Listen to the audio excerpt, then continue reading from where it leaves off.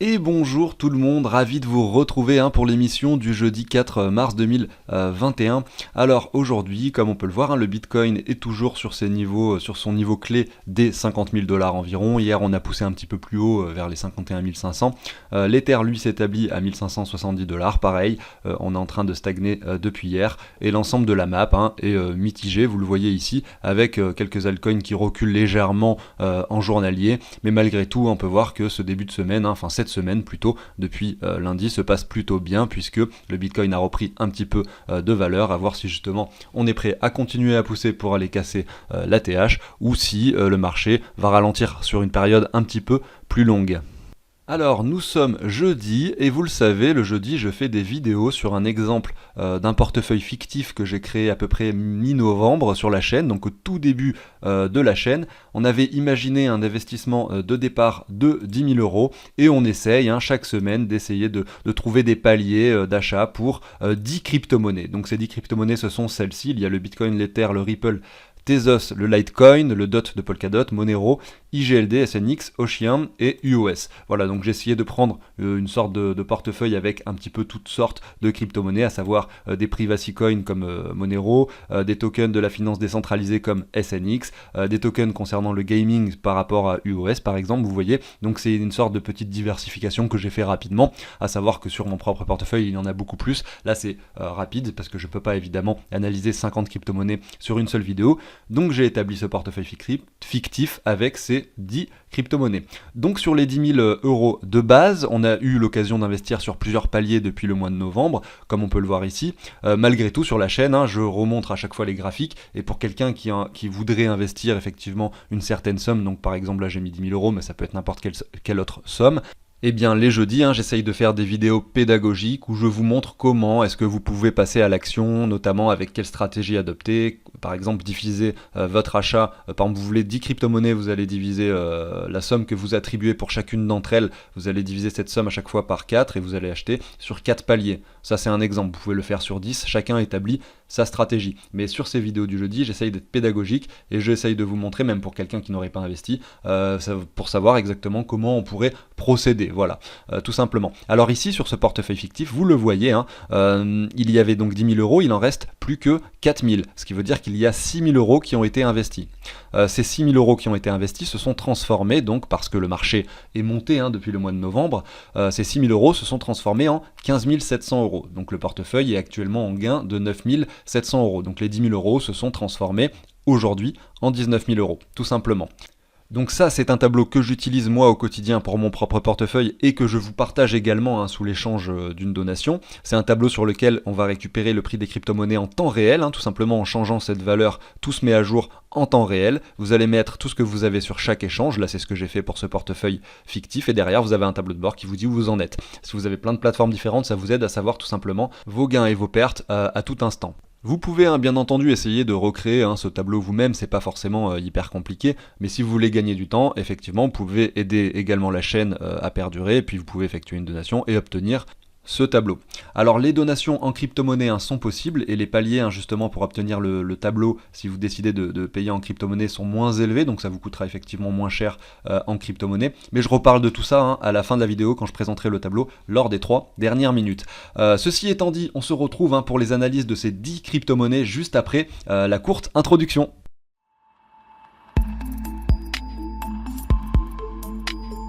Comme d'habitude, n'hésitez pas à vous abonner, à activer la petite cloche pour ne pas manquer les vidéos quotidiennes de la chaîne, ça fait toujours plaisir, et à mettre le petit like qui va bien si vous avez aimé le travail effectivement que je fournis au quotidien. Sachez que là, à 5000 abonnés, je vais, pour la communauté, faire un airdrop. Donc voilà, 5000 abonnés, il y aura un airdrop d'un montant de 30 $. Donc voilà, si vous voulez pouvoir participer à cela, abonnez-vous et vous verrez. Donc je pense que les 5000 abonnés devraient être atteints avant samedi. Donc je pense que l'airdrop aura lieu samedi, tout simplement. Allez, c'est parti, et on commence avec la première crypto-monnaie justement de ce portefeuille, à savoir évidemment le Bitcoin. Il faut savoir que donc sur ce portefeuille, j'avais estimé, donc il y a un petit onglet sur ce tableau qui permet d'entrer ici tous les pourcentages que l'on veut pour chaque crypto-monnaie. Donc j'avais estimé que je voulais pour ce portefeuille fictif 25% de Bitcoin. Là, vous allez pouvoir ajuster tous les pourcentages. en fonction du risque que vous voulez prendre. Effectivement, si vous voulez prendre moins de risques, vous mettez des pourcentages plus gros sur des grosses crypto-monnaies moins volatiles comme le Bitcoin et l'Ether. Et si vous voulez prendre plus de risques, c'est l'inverse, il faudra mettre des pourcentages petits là-dessus et des pourcentages plus élevés sur d'autres crypto-monnaies à plus fort potentiel, mais qui effectivement pourraient perdre plus de valeur. Donc voilà, c'est d'où l'importance de jauger son risque en fonction de ce que l'on veut selon sa stratégie. Alors ici, voilà, du Bitcoin, donc dans ce portefeuille fictif, j'en voulais 25%, donc 2500 euros par rapport aux 10 000 euros de départ, et on a eu l'occasion d'en acheter. Alors regardons ici, je l'ai fait une fois, donc j'ai acheté qu'une seule fois du Bitcoin pour ce portefeuille fictif. Ça s'est passé effectivement lors de ce crash qui avait eu lieu ici, puisque là, il y avait une opportunité d'achat intéressante par là que j'avais identifiée. Donc c'est là, à 33 000 $ environ, que on avait acheté du Bitcoin sur ce portefeuille fictif. Évidemment, quand j'ai commencé ce portefeuille fictif, on était sur ces bougies vertes là. Et moi, évidemment, je n'achète pas sur des bougies vertes. Après, chacun fait comme il veut. Si vous voulez acheter un marché qui est très très haut, vous pouvez, mais c'est peut-être pas la meilleure stratégie. Et c'est ce que j'essaye de vous partager justement sur ces vidéos du jeudi un petit peu plus pédagogiques, notamment pour les débutants qui savent pas trop à quel moment acheter. Donc là, on voit le graphique du Bitcoin. Si jamais vous êtes un investisseur et que vous voulez attribuer un pourcentage de votre portefeuille sur le Bitcoin, mais que vous n'avez pas du tout encore acheté, effectivement, on est sur quelque chose de relativement élevé ici. Moi, j'ai pas eu donc l'occasion, parce que effectivement, je m'étais mis un palier d'achat pour acheter la deuxième partie des bitcoins que je voulais, en estimant que le bitcoin pouvait retracer jusqu'au 38,2 de Fibo. Ça n'a pas été le cas. Vous voyez, on a touché les 23,6, mais il se trouve que j'en avais déjà acheté avant, donc c'est pour ça que j'ai pas pris d'achat ici. En revanche, pour vous, ça aurait été un niveau intéressant d'achat si effectivement vous êtes quelqu'un qui n'a pas du tout encore investi. Effectivement, un premier palier d'achat au niveau des 23,6 ici aurait été pertinent. Donc vous voyez, ça avait été touché ici aux alentours des 45 000 $. Le marché a poussé un petit peu plus bas aux 42 900 $, mais effectivement, c'est très compliqué d'acheter la mèche, et c'est pour ça qu'on se met des paliers et qu'on essaye d'acheter sur des niveaux clés, même si forcément, c'est jamais forcément le plus bas, ou on revend jamais forcément sur le plus haut. Vous le savez, c'est pas évident de jouer sur les marchés financiers. Donc là, le marché continue à grimper. Désormais, on est à 50 000. Est-ce que le marché est prêt justement pendant plusieurs semaines à grimper lentement mais sûrement pour casser la TH, ou est-ce que le marché va redescendre un peu plus bas justement pour toucher les 38,2 de Fibo? Et ben c'est la question qu'on peut se poser. Donc moi, j'avais mon alerte que j'avais enlevée là justement, mais c'est pas grave, je vais la remettre. Vous voyez ici au 38,2. Donc si le marché décide de descendre un petit peu plus bas et effectivement que cette baisse n'est pas terminée, et ben je positionnerai mon deuxième achat pour le Bitcoin à cet endroit-là, ici, en estimant que le marché retracerait 35% de sa valeur pour retourner aux 37 500 $. Donc je me mets une alerte à cet endroit-là, et si le marché y va, et bien effectivement, je passerai un second achat pour le Bitcoin. Voilà, donc l'alerte est positionnée, vous voyez, elle est matérialisée ici par ces traits pointillés orange, donc si le cours descend jusque-là, je recevrai un email. Ça, l'outil que j'utilise là avec le graphique, etc., c'est sur navigateur, c'est pas un logiciel, ça s'appelle TradingView pour les débutants, il y a le lien dans la description si vous voulez y jeter un œil. Donc il y a une version gratuite et une version payante, vous pouvez très bien l'utiliser en version gratuite, il n'y a aucun souci. En revanche, si vous décidez de passer à la version payante, vous allez pouvoir analyser avec mettre plus de graphiques, plus d'éléments sur le graphique, faire plus d'alertes, etc. Donc voilà, tout simplement pour vous expliquer un petit peu TradingView. Alors ici, j'ai mis une alerte sur TradingView parce que c'est un portefeuille fictif, donc je préfère recevoir un mail, comme ça ensuite j'entre l'achat sur mon portefeuille fictif, c'est pour la chaîne, c'est pour l'exemple, mais vous pourriez aller sur votre échange centralisé ou décentralisé, peu importe que vous préférez, et puis derrière vous mettre tout simplement un ordre d'achat, et si le cours vient toucher ce niveau-là, ça achète automatiquement, pas besoin de mettre d'alerte forcément, vous voyez un petit peu, vous comprenez l'idée. Voilà pour le Bitcoin, je ne fais pas d'analyse plus poussée parce que là on est sur de l'investissement long terme, sur un portefeuille fictif, etc. Je vais voir les 4 heures, le 1 heure, etc. sur mes autres vidéos, donc vous pouvez checker ma vidéo d'hier et ma vidéo de lundi également, où j'ai parlé de façon beaucoup plus détaillée du Bitcoin sur des graphiques avec des time frames inférieurs. Mais là aujourd'hui, on va passer directement sur l'Ether. Alors l'Ether, sur ce portefeuille fictif, on en a acheté 2 fois, on le voit ici. Alors j'en ai acheté effectivement la semaine dernière, puisque le marché était sur un niveau intéressant. On était peut-être au même niveau qu'actuellement, peut-être un peu plus bas, je ne me rappelle plus. En tout cas, il y a un achat qui a été passé. Le premier achat que j'avais fait sur cet actif, c'était ici, aux alentours des 600 $, au mois de... donc c'était en décembre, vous voyez, à ce niveau-là environ. Donc effectivement, ça fait une bonne plus-value sur ce portefeuille fictif, sur l'Ether. On a eu un achat, donc je vais vous le matérialiser comme ceci, par ici, vous voyez, et un achat par ici. Donc j'essaye à chaque fois de choper des niveaux qui semblent effectivement pertinents et intéressants. Là il y en avait un, Aujourd'hui, j'ai une alerte que j'ai positionnée un petit peu plus bas, puisque si le marché décidait de redescendre encore plus bas, donc là effectivement on a touché les 38,2, donc c'était effectivement très pertinent hein, pour acheter. Si vous aviez mis un palier ici, vous auriez eu 2 achats pertinents. Malgré tout, j'ai mis une alerte un petit peu plus bas, voilà, au niveau des 0,5. Si le marché y va, je déciderai de passer mon 3e achat, d'autant plus qu'on arrive sur le chiffre psychologique des 1000 $ pour Ether. Comme d'habitude, hein, je ne dis pas que le marché va redescendre jusqu'ici. Je dis juste que si ça descend ici, c'est une opportunité pour moi de passer un 3e achat. S'il monte, tant mieux, j'en ai déjà acheté 2 fois. Et c'est pareil, ce portefeuille fictif profitera de la montée. Voilà pour Ether. Après, il y a des targets effectivement de revente bien plus haut qu'on verra au fur et à mesure du temps. C'est-à-dire que là, pour l'instant, sur ce portefeuille fictif, on essaye principalement de passer des achats, mais derrière, il y aura les reventes à effectuer qui auront lieu, je pense, donc aux alentours de cet été, voire septembre. Vous voyez, quand le bull run effectivement ralentira. Alors, je sais pas effectivement si ça va continuer à monter, hein, c'est toujours pareil. Mais en tout cas, c'est la stratégie que j'adopte pour ce portefeuille fictif. C'est un terme, on va dire, une revente environ à cet été. Si on regarde la temporalité des cycles du Bitcoin, ça correspondrait effectivement à une fin de bull run ou à quelque chose qui pourrait ralentir et retracer par la suite, peut-être en 2022, voilà, tout simplement, avec un marché qui pourrait pousser, hein, vous le savez, je le répète, entre 100 et 300 000 $, grosso modo, pour le Bitcoin, voilà. Ça, c'est la stratégie. Ça ne veut pas dire que ça va arriver, mais c'est les objectifs. Alors j'avais pensé hein, effectivement à vous faire une sorte de petit vidéo tutoriel hein, en privé pour les personnes que ça intéresserait sur les outils de TradingView, donc vraiment pour les plus néophytes. Je pense que TradingView c'est assez facile à utiliser, vous pouvez apprendre par vous-même, mais des fois, il y en a certains qui me posent des questions, etc. Donc ça peut peut-être vous intéresser, effectivement. Alors je pourrais effectivement l'envoyer en même temps que le tableau, si jamais vous décidez de faire une donation pour ça, ou voilà, quelque chose de ce genre, pour une sorte d'outil hein, en plus, qui vous permettrait, une petite vidéo tutoriel qui vous permettrait de mieux comprendre le fonctionnement de TradingView. Voilà, donc donnez-moi votre avis par rapport à ça, ça m'intéresse, et dites-moi ça en commentaire. Alors on continue maintenant, alors la 3e crypto-monnaie ça va être le Ripple, mais je la regarde ici par rapport au Bitcoin. Tout simplement parce que maintenant, donc le Bitcoin et l'Ether, eux je les regarde par rapport au dollar, puisque donc la plupart des gens l'achètent avec du fiat, donc des euros, des dollars, des choses comme ça.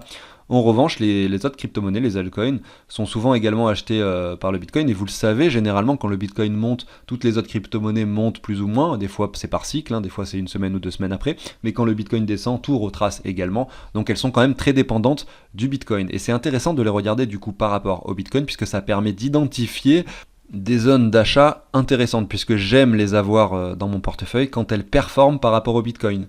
Si jamais elles perdent de la valeur par rapport au Bitcoin, bah, je me dis toujours qu'il vaut mieux avoir effectivement du Bitcoin dans mon portefeuille. Voilà, donc là, si on regarde le Ripple en weekly ici, donc Ripple par rapport au BTC, on peut voir qu'il est très baissier. Hein. Il avait fait sa poussée ici au mois de décembre, janvier 2018, et là derrière il retrace.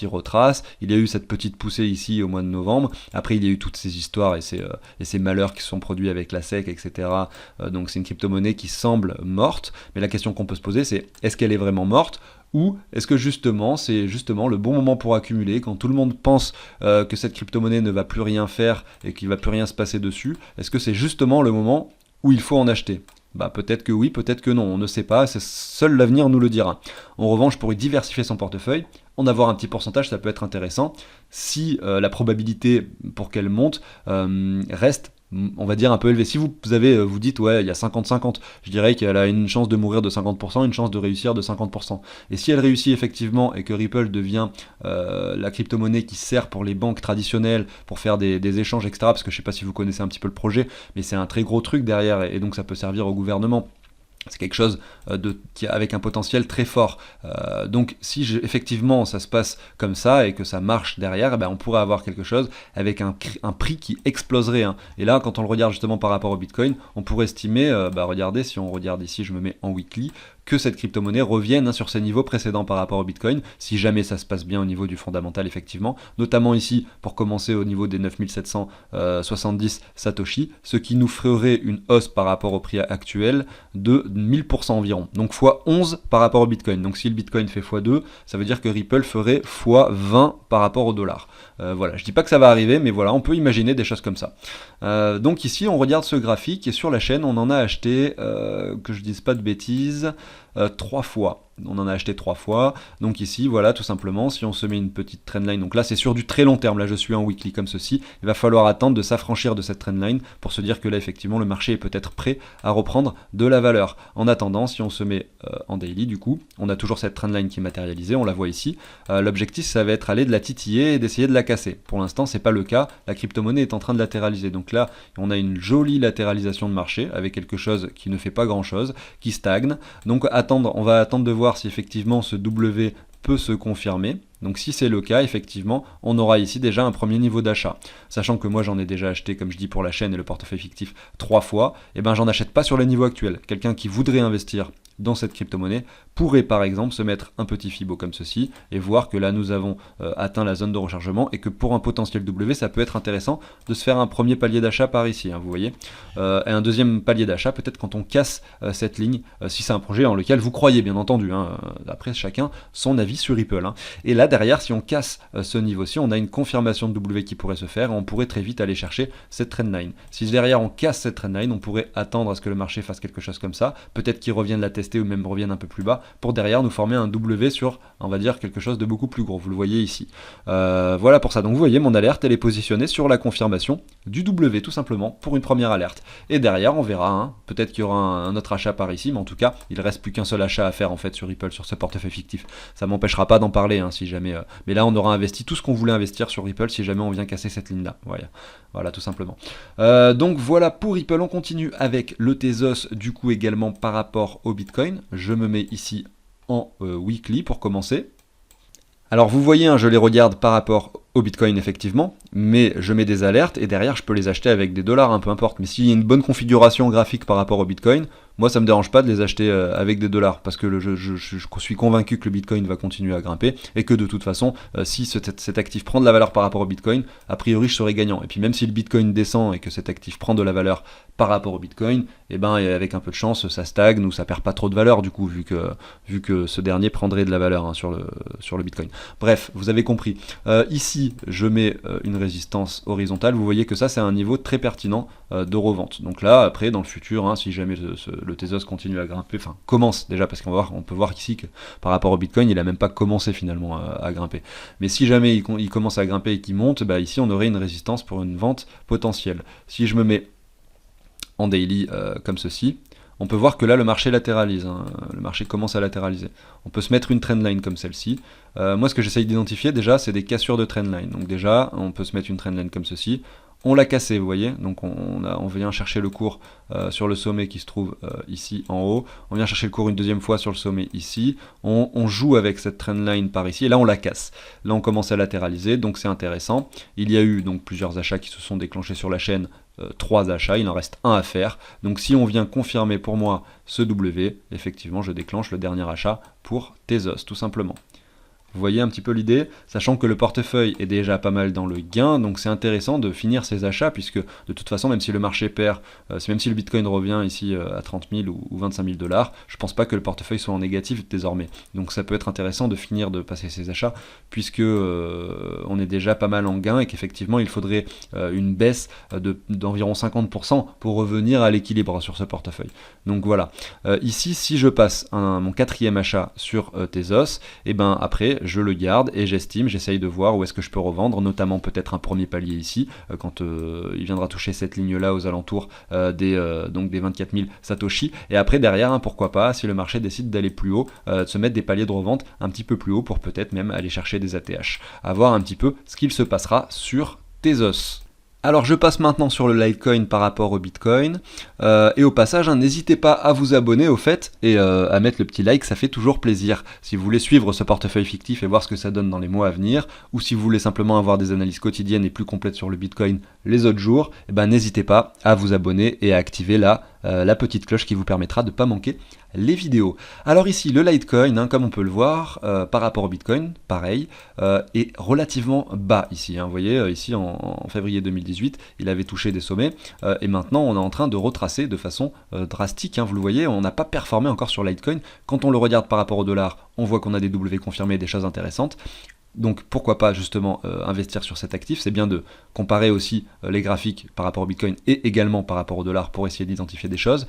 Là en weekly on ne constate pas grand chose, on va se mettre en ici daily, et vous voyez qu'il y a quand même tout de même, alors certes c'est quand même baissier, mais on observe tout de même une latéralisation du marché depuis ici le mois de mai 2021. Donc là on est sur quelque chose qui latéralise de façon très visible, hein. Regardez par rapport à avant où on était vraiment baissier, là on est quand même sur quelque chose qui latéralise. Donc c'est très intéressant. Et c'est un actif qui peut effectivement prendre beaucoup de valeur à l'avenir, notamment s'il décide de retourner sur ses anciens niveaux qu'il avait par rapport au Bitcoin. Donc ici, moi j'ai une alerte qui est positionnée un petit peu plus haut, vous le voyez. Donc effectivement, c'était, je vais essayer de me mettre un petit peu en droit, voilà, c'était pour imaginer, alors là en daily, on ne constate pas grand-chose, surtout qu'il y a beaucoup de bruit, vous voyez, il fait beaucoup de zigzags, hein, au bas, mais peu importe, imaginez ce W là, voilà. Alors finalement, on a fait un plus bas ici, donc ce W n'est plus valide, vous voyez. Donc finalement, cette alerte n'a plus lieu d'être. J'avais mis l'alerte dans le cas, voilà, quand le Litecoin était par ici, en me disant que voilà, ici on pourrait faire un W. Vu qu'on a fait un nouveau plus bas, donc le W n'est plus valide si effectivement il y a un niveau qui atteint quelque chose d'encore plus bas. Donc ici, pour moi, il n'y a rien qui m'indique d'acheter du Litecoin, sachant qu'on en a déjà acheté effectivement sur ce portefeuille fictif. On en a acheté combien de fois? On en a déjà acheté 2 fois. Donc on va attendre, pour moi, je vais supprimer cette alerte puisqu'elle n'a plus lieu d'être, et on va attendre que le marché continue effectivement à travailler pour essayer de prendre une décision. Ce que je pourrais effectivement attendre, ça serait que le marché effectivement, donc là c'est très latéral, hein, mais que le marché nous fasse par exemple quelque chose comme ceci, qui vienne plus haut, et là il vienne faire ceci, et là on va essayer d'identifier un achat par ici, avant un potentiel W qui serait confirmé, vous voyez par ici, hein, ici. Tout simplement. Voilà pour le Litecoin. Je continue avec le DOT de Polkadot. Alors le DOT, ce qui est bien, c'est qu'effectivement, on a pu en accumuler avant, ici, sur ce W qui est matérialisé ici. Ici, nous étions en décembre, donc le portefeuille fictif avait déjà démarré, la chaîne aussi, et donc c'était parfait, puisqu'il y a eu un W hyper propre qui s'est dessiné, un retour ici sur les 61,8, une cassure ici de neckline, vous voyez, avec une confirmation, et un marché qui monte. Donc c'est bien, mais aujourd'hui, pour quelqu'un qui voudrait investir, je dirais que c'est pas forcément le moment. Vous avez vu le graphique du Litecoin, on est sur quelque chose de bas, hein, et effectivement on identifie des choses. Quand on regarde le DOT, vous voyez qu'ici on est sur quelque chose de haut, on est sur un sommet par rapport au Bitcoin. Certes, c'est une crypto-monnaie qui existe depuis pas très longtemps, et donc on n'a pas l'historique du Litecoin, à savoir, hein, si le DOT avait existé en 2018, peut-être qu'on aurait quelque chose de très baissier par ici, avec une crypto-monnaie, sauf que là on peut pas identifier, hein, l'historique du passé.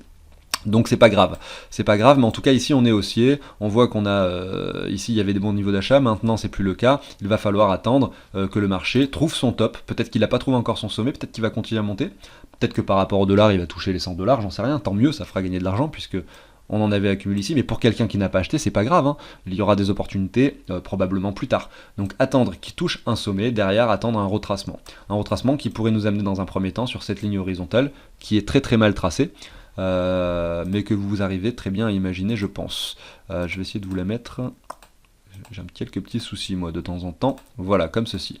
Tout simplement, donc là, il y aurait un bon niveau d'achat, effectivement, après avoir jusqu'où le marché est prêt à pousser. On pourrait, par exemple, imaginer que cette ligne horizontale représenterait les 61,8, voilà, par ici. Ce qui voudrait dire que le marché pousse environ jusqu'ici. Attendez, tac, vous voyez, tac, si cette ligne horizontale représente les 61,8, on peut estimer que le marché pourrait pousser ici jusqu'à 12 000, donc là on est à 125 000 Satoshi. Voilà, mais c'est pas sûr du tout, effectivement. Si on trouve un top par ici, par exemple, et bien là, on va essayer d'identifier une zone de rechargement qui sera située par ici, donc on pourrait revenir ici et essayer d'identifier des W. Mais en tout cas, aujourd'hui, le marché m'indique qu'effectivement, c'est pas le bon moment d'acheter du DOT. Donc, je ne fais rien là-dessus.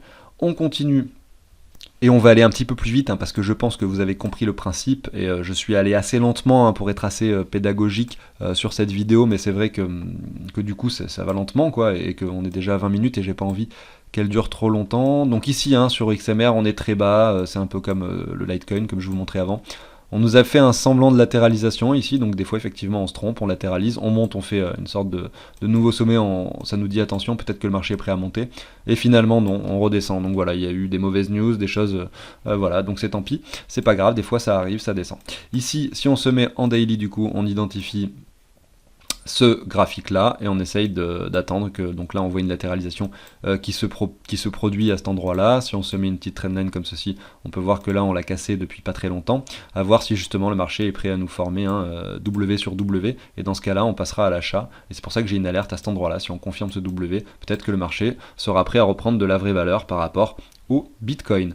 On continue avec IGLD. Alors IGLD, je le passe régulièrement sur la chaîne, pas que lors de ces vidéos du jeudi. Là, ici, on avait touché un sommet. D'ailleurs, ce qui est bien, c'est que j'avais pu, quand on avait touché le sommet et qu'on y était pile poil, j'avais pu le dire sur la chaîne. C'est un peu une chance puisque j'ai fait une vidéo ce jour-là aussi, il faut dire. Et j'avais donc dit, voilà, regardez, j'avais mis ce Fibo et on avait touché les 161,8. Donc c'était assez propre et je m'étais dit là, ça sent le retracement. Voilà, c'est ce qui s'est passé. Bon, c'est un hasard, ça aurait pu très bien monter beaucoup plus, mais clairement c'était un bon niveau pour prendre des profits. Là, on retrace un petit peu, on revient du coup dans une zone de rechargement intéressante puisque effectivement, si je mets mon Fibo comme ceci, on peut voir que là on est revenu tester pile poil les 61,8, donc là bon palier d'achat. Malgré tout, je ne serais pas étonné que le marché continue à retracer pour revenir dans cette zone de rechargement. Pas sûr que ça arrive, là je vois qu'on reprend un peu de valeur, peut-être qu'on va directement casser la TH, si c'est un actif qui est très bullish avec une pression acheteuse énorme, il peut continuer à grimper.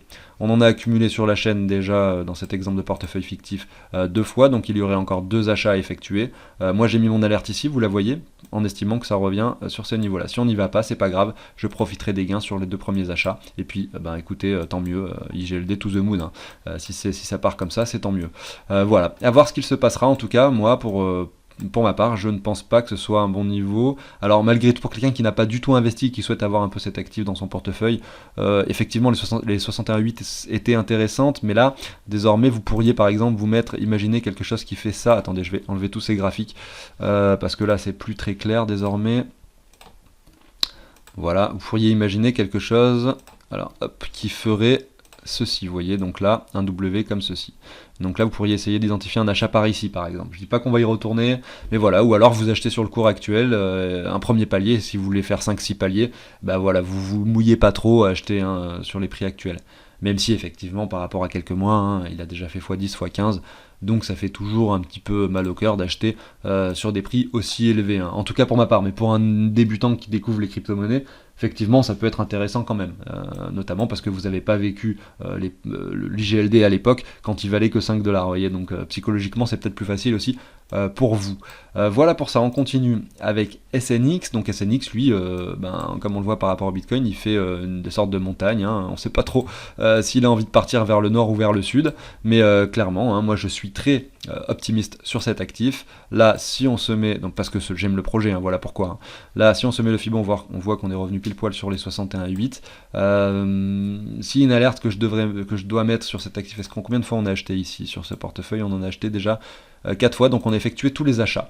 Mais pour quelqu'un qui souhaiterait investir sur cet actif, vous pourriez par exemple imaginer donc ce W donc, qui se trouve comme ceci. Alors attendez, je vais vous le tracer mieux, là je ne l'ai pas fait correctement. Donc là on a effectivement les 61,8, donc venir casser ce niveau là on aurait un achat pertinent, ça nous indiquerait que peut-être le marché est prêt à repartir. Là on avait un niveau pertinent, peut-être qu'un premier palier sur les niveaux actuels sont intéressants, un deuxième sur la cassure par ici, et si jamais le marché ne casse pas, peut-être que vous allez avoir des niveaux plus intéressants plus bas. En tout cas effectivement, SNX c'est un projet en lequel je crois, et c'est intéressant d'en avoir dans son portefeuille pour diversifier tout simplement. Ocean maintenant, donc Ocean, regardons. Donc c'est une crypto-monnaie assez récente, elle est sortie quand justement le Bitcoin commençait à grimper, donc effectivement elle a subi cette baisse, ce qui est logique, elle n'a pas vécu l'alt season de l'été dernier puisqu'elle a été créée après, voilà, tout simplement. Et donc derrière, voilà, donc là il y a cette baisse qu'on peut matérialiser, et là on commence un petit peu à reprendre de la valeur avec des W qui se forment. Est-ce qu'on a les 61,8 qui ont été touchés? Ici je suis en daily, voilà.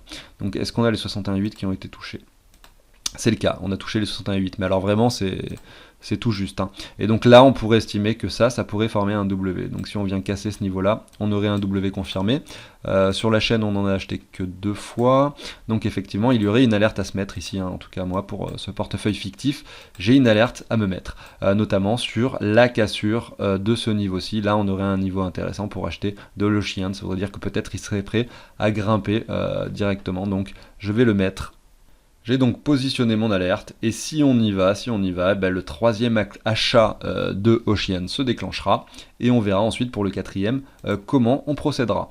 Voilà, tout simplement, on continue avec UOS. UOS, si je me mets en weekly, on observe que le marché avait été très haussier ici lors de l'alt season dernière, donc effectivement c'est une crypto-monnaie à fort potentiel. En tout cas, c'est une crypto-monnaie qui a attiré énormément d'investisseurs à ce moment-là, beaucoup de FOMO également des particuliers je pense, pour redescendre aussitôt. Donc ça c'est assez courant comme événement, on voit plein de bougies vertes et plein de bougies rouges par la suite, on revient même sur les niveaux précédents. Alors par rapport au dollar, il a pris de la valeur effectivement, puisque à ce moment-là le Bitcoin était à 5-6 000 dollars, alors que ici le Bitcoin, alors je dis des bêtises, peut-être 8 000, 9 000, peu importe, alors qu'ici le Bitcoin est à 50 000, donc effectivement il a profité de la montée du Bitcoin, ce token. Malgré tout, on a quand même toujours des opportunités intéressantes du coup, donc c'est ça qui est bien. C'est que là, pour moi, c'est un projet hyper intéressant. Donc effectivement, il y a des opportunités intéressantes. Si on regarde ici, on en a acheté 3 fois sur le portefeuille, donc c'est déjà beaucoup. Si je me mets en daily, qu'est-ce qu'on identifie? Vous voyez, j'ai une alerte un peu plus basse, parce que je me dis qu'effectivement, il faudrait acheter sur un retour ici. Si je ne prends pas en compte cette mèche d'excès, mais voilà, au niveau de la zone de rechargement. Alors je vais le monter un petit peu plus haut, même au 61,8. Comme ceci, ou alors non, même je vais le mettre au 78,6, puisque vu qu'on en a déjà acheté 2 fois ou 3 fois, je sais plus, ça peut être intéressant d'en acheter si vraiment il revient assez bas, ça sera un niveau intéressant. Et puis derrière, si jamais le marché revient à ce niveau-là, ben voilà, j'ai un achat par ici et j'essaierai d'en déterminer un dernier au niveau de la cassure et de la confirmation du W. Si le marché monte directement, bah tant mieux, on en a déjà dans le portefeuille. Voilà pour UOS, donc j'en ai fini avec cette vidéo et je vais parler maintenant du tableau pour ceux que ça intéresse, et pour les autres, n'hésitez pas, si c'est pas déjà fait, à vous abonner, à activer la petite cloche. On se retrouve dès demain pour une nouvelle vidéo et je vous souhaite une excellente journée. Alors ce tableau, pour le tableau, si vous décidez effectivement d'effectuer une donation pour l'obtenir, vous allez avoir 3 documents. Le premier document, ça sera tout simplement le tableau. Le deuxième, ça va être un code qui va vous permettre justement d'intégrer une petite ligne de code sur vos graphiques avec un script qui est écrit. C'est pas aussi simple que ça non plus, mais bon, j'ai une vidéo tutoriel que je vous partage avec qui explique tout en l'espace d'environ 10 minutes. Je vous explique vraiment comment mettre en place tout ça et vraiment tout le monde y arrive, donc il n'y a pas de souci par rapport à ça. Et si quelqu'un n'y arrive pas, je l'aide jusqu'à ce que tout fonctionne sur son ordinateur. J'utilise Google Sheet pour ce tableau. Donc ici, vous avez tout simplement un onglet pour mettre à jour les prix. Vous voyez, si je mets un numéro ici, donc là, numéro 1, les prix se mettent à jour. Vous voyez, des fois, il y a des petites erreurs, donc ça arrive, c'est pas parfait, des fois, il y a des erreurs. Mais c'est pour ça que j'ai intégré une mise à jour individuelle des prix pour les prix qui ne fonctionnent pas, voilà. Mais voilà, ça c'est un truc que j'ai ajouté, une fonctionnalité que j'ai ajoutée en plus, pour que vraiment on n'ait aucun souci pour actualiser les prix. Ça nous prend des fois 10, 15, 20 secondes, c'est pas forcément toujours hyper instantané, mais peu importe, on y arrive toujours. Et à la fin, donc vous allez pouvoir entrer tout ce que vous avez sur chaque échange, mettre les virements que vous avez fait sur vos plateformes de crypto-monnaie, 1000 euros tel jour, 1000 euros tel jour, etc. À la fin, ça vous fait la somme et vous allez savoir exactement du coup combien vous avez investi et combien vous gagnez tout simplement en temps réel, et vous allez entrer tout ce que vous avez sur chaque échange. Donc voilà, c'est assez pratique finalement, et vous avez donc cet onglet dont j'ai parlé pendant cette vidéo. Vous allez pouvoir mettre ce que vous voulez comme pourcentage pour chaque crypto-monnaie, et ça vous indique ce que vous devez acheter de chaque pour tout simplement avoir une répartition comme vous le souhaitez, tout simplement en fonction du risque que vous voulez prendre. Alors c'est un tableau effectivement que vous pouvez également obtenir en faisant une donation en crypto-monnaie. Donc dans la description il y a le lien de mon site qui permet de faire les donations. Et ensuite vous allez voir, vous avez plusieurs produits, donc il y a le tableau d'investissement, et il y a aussi une partie donation en crypto-monnaie. Là vous pouvez cliquer, vous allez avoir mon adresse mail, et donc vous allez pouvoir tout simplement m'envoyer un mail, et moi en retour je vous partagerai tout simplement mon adresse publique de la crypto-monnaie dans laquelle vous souhaitez payer, et derrière vous avez juste à m'envoyer l'argent en crypto-monnaie, sachant que c'est moins élevé le prix en crypto-monnaie effectivement que si vous décidez de payer par carte bancaire ou en euros directement avec PayPal ou autre chose. Voilà pour ça. Donc si vous êtes suisse également, sachez qu'on peut changer donc les euros par des francs suisses. Et donc ça peut vous intéresser également, et c'est vraiment pas très compliqué à faire. Ça, je sais plus si je l'ai pas dit dans la vidéo tutoriel, mais je vous passerai simplement la ligne de code à remplacer pour changer les euros par des francs suisses. Vous me la demandez, il n'y a aucun souci par rapport à ça. Voilà, donc j'en ai fini avec ça. Je le répète, c'est sur Google Sheet et c'est pas sur Excel ce tableau. Comme d'habitude, pensez à vous abonner et à activer la petite cloche pour ne pas manquer les vidéos quotidiennes. Je vous souhaite à tous une excellente journée, merci de m'avoir écouté et je vous dis à très bientôt sur la chaîne. Salut tout le monde!